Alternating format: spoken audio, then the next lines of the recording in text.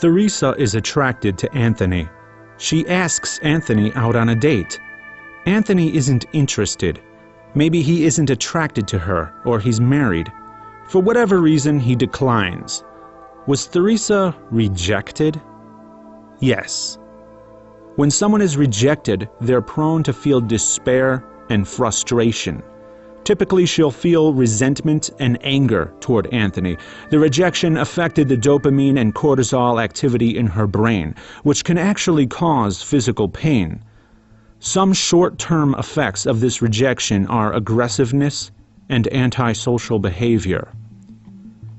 This type of emotional reaction can also explain why atheists are one of the most hated groups of people.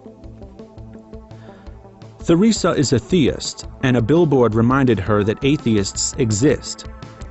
Or perhaps Theresa discovered that her acquaintance Anthony is an atheist.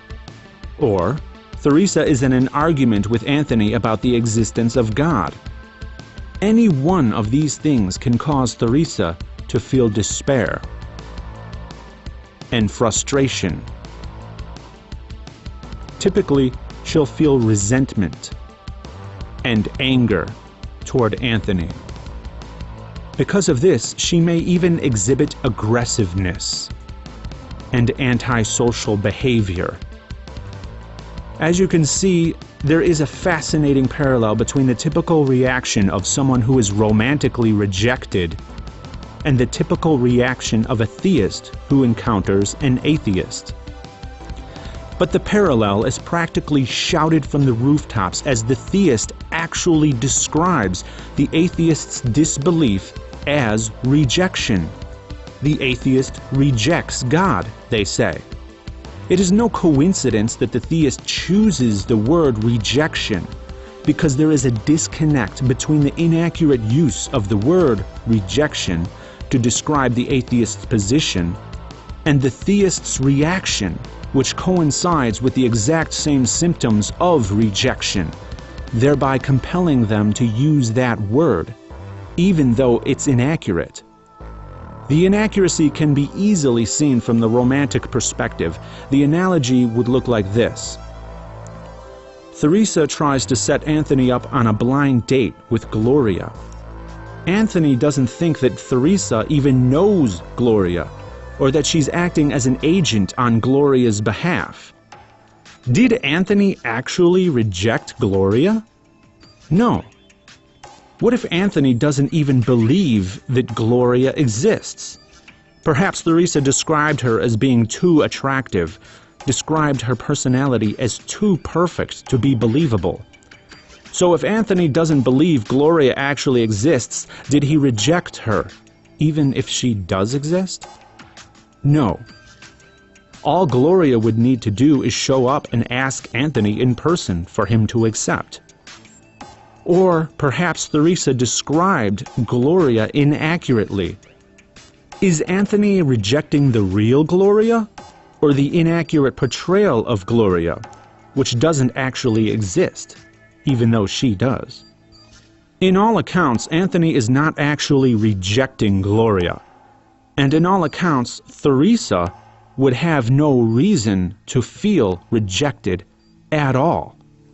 So why then does the theist typically show the classic signs of rejection and even misuse the word rejection when encountering an atheist? Because Gloria is Theresa. The believer is God. Your relationship with God is actually a profound, dynamic relationship with the self, with your ego. It is why God knows you so well. It is why His opinions are so often your opinions, and why a different believer of the same God as yours can claim that he agrees with God's opinions, but not yours. It is why God can seem so very real to you, because He is real. He is you. And believer, before you deny this, ask yourself, are you truly in a position to be able to deny it?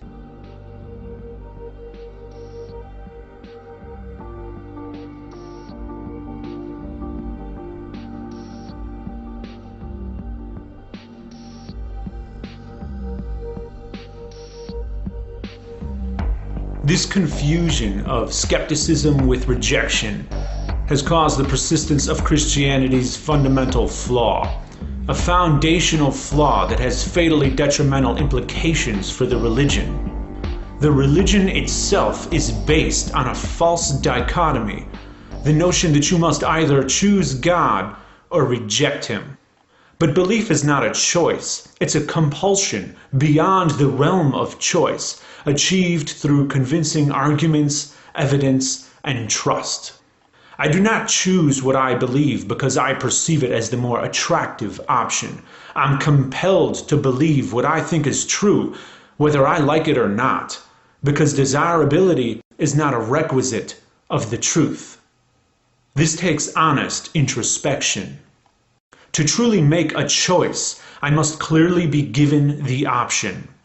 If I can doubt whether the option even exists, then the option hasn't been clearly presented to me, thereby preventing me from being able to make a choice. An omniscient God would easily see this flaw in His system. But God isn't omniscient. He only seems that way because somehow, some way, He knows exactly how to answer your doubts. He knows exactly how you think. And if you were paying attention, then you'd know exactly why that is.